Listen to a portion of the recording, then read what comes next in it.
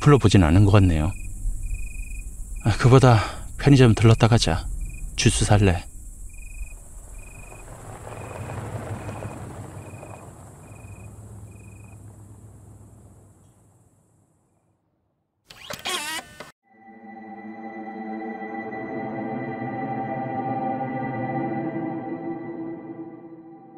매그님 번역 일본 괴담 부적의 집.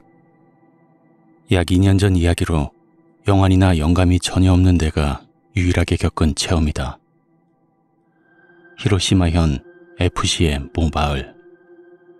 그 지방 사람이라면 모두가 알만한 유명한 장소가 있다. 부적의 집이라고 불리던 그 장소에는 이름대로 무수히 많은 부적이 붙어있는 집이었다. 헛소문투성이인 다른 곳과는 달리 그곳을 방문한 대학교 친구 거의 전원이 신기한 체험을 했다고 한다. 일반적으로 영감이 없는 사람들에게도 보일 정도라고 했다. 친구가 말했다. 그 집 주변에만 부자연스러울 정도로 짙은 안개가 끼어 있었어.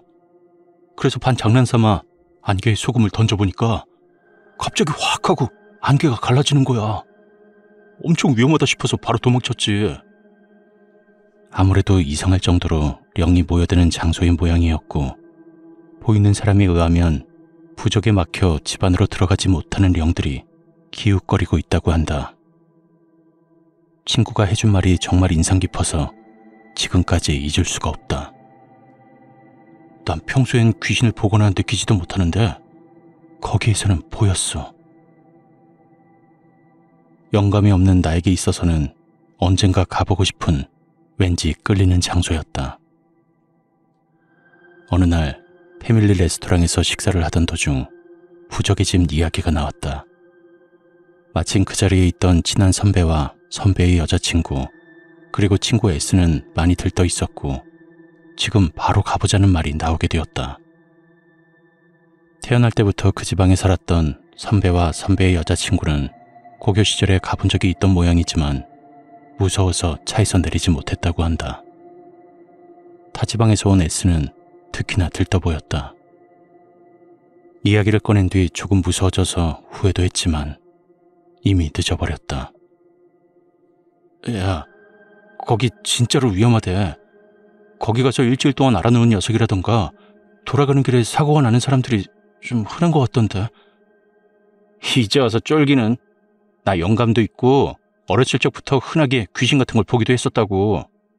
그런 낌새가 보이면 내가 귀신한테 있는 힘껏 호통쳐줄게. 나는 내심 녀석이 진짜 바보 같다고 생각했지만 정말로 위험한 령이 있으면 말해주겠다고 하고 내가 먼저 피하게 해주겠다는 말을 들었고, 평소에 겁이 없고 기가 센 S가 같이 간다는 사실에 부적의 집에 가는 것을 승낙해버리고 말았다. 시간은 밤 11시쯤. 심령스팟에 가기에는 조금 이른 시간이었지만 부적의 집에 향하는 산길이 꽤 깊어 어둡다는 것만으로도 꽤 분위기가 있었다. 차에서 내리고 나서 역시 가지 않는 것이 낫다는 소리를 하며 큰 소리를 치고 있었는데 선배 커플은 차에서 내리려고 하지 않았다. 왜 그러세요? 여자친구가 기분이 나빠서 내리기 싫대. 나도 그냥 여기 있을래. 에이, 기왕 여기까지 왔는데 볼 수 있을 만큼 보러 가자고요. 아니야. 정말로 됐어. 너희 둘이서 다녀와. 뭘 그렇게 겁먹고 계신 거예요? 귀신이라면 저한테 맡겨달라고요. 시끄러워. 여자친구 기분이 안 좋다잖아. 까불지 마라. 거의 싸움이 날 것 같은 분위기에 서둘러 분위기를 정리하고 마지못해 둘이서 가게 되었다. 진짜 뭐냐? 분명 그 두 사람 차에서 애정행각 같은 거 하려고 그러는 거야. 이런 데서 그러고 싶겠냐? 그보다 너 선배한테 너무했어. 돌아가면 창문 두드려서 놀라게 할 거라고. 하도 어이가 없어서 할 말이 없었던 것도 있지만 갑자기 눈앞에 나타난 바리케이드에 놀라 멈춰 서버렸다. 여기서부터 시작이라는 건가? 이곳부터 땡땡시 보유지구이므로 출입을 금지함. 가시 철조망까지 쳐놓은 바리케이드였다. 이걸 넘어갈 수 없을 것 같아 산을 벗어나 철조망이 끊긴 곳을 넘어간 후 다시 길로 돌아와 앞으로 갔다. 지금 생각해보면 그 바리케이드를 넘어선 순간 갑자기 추워진 것 같기도 하다. 어쨌든 공기가 변했다는 것은 나도 알 정도였다. 나는 긴장해서 말없이 걸어갔고 S는 주변을 두리번대며 장난기 가득한 모습으로 말했다.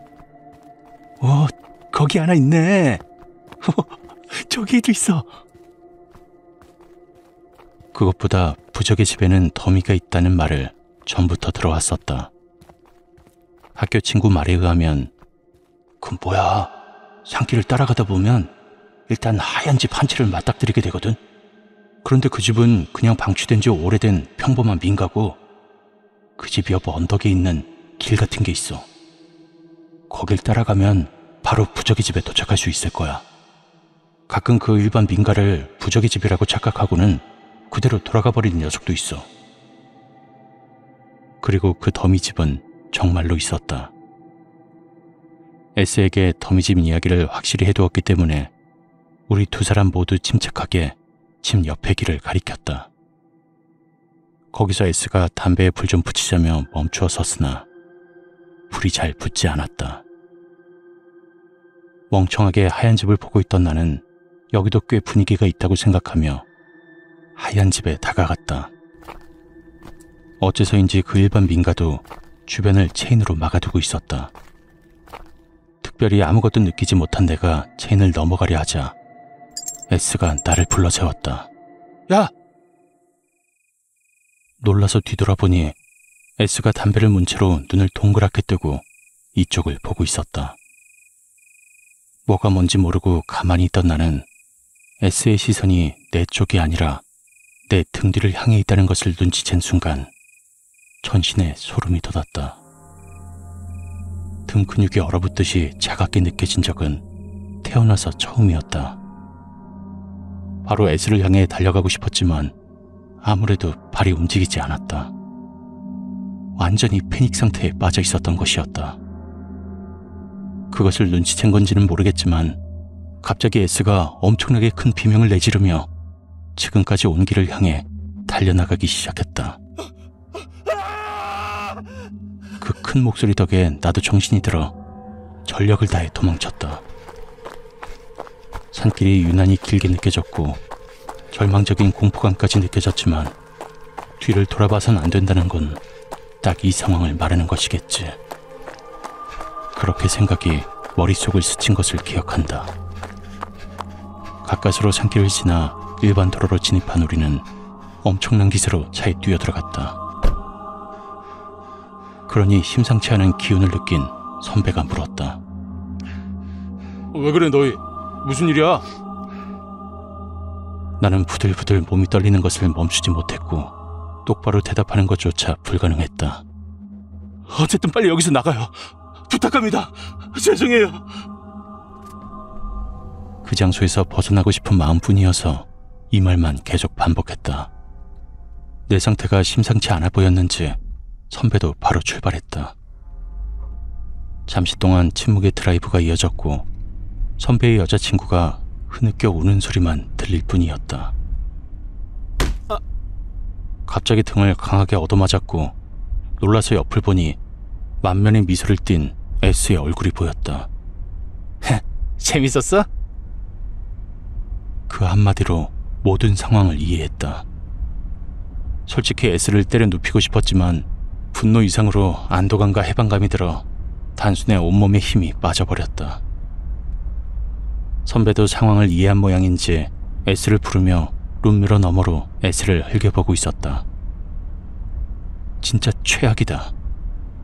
이 녀석과는 두 번 다시 심령 스팟에 가고 싶지 않았다. 그래도 참 다행이었다. 선배도 나와 같은 기분이었을 것이라 생각한다. 평소 다일질인 성격인데도 S를 혼내기는커녕 여자친구를 달래주고만 있었다.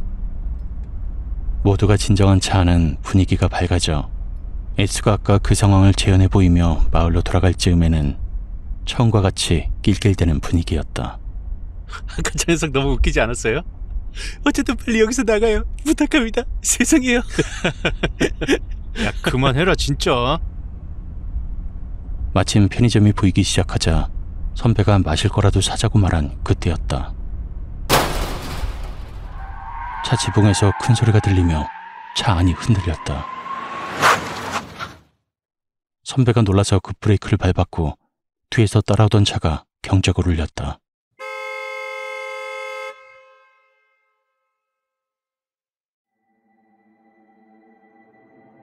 뭐야?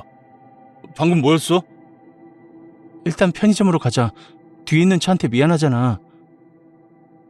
선배의 말에 여자친구가 재촉했다. 나도 뭐가 뭔지 알 수 없는 상황이었다. 새라도 떨어졌나 싶었지만 그런 게 가능할 리가 없었다. 한참 생각하고 있던 사이 자동차가 편의점이 있는 곳으로 진입했다. 서둘러 차에서 내려 지붕을 확인해 보았지만 움푹 팬 흔적 같은 것은 보이지 않았다. 가지고 있던 손전등으로 위를 비춰보아도 흠집이 난 흔적은 전혀 없었다.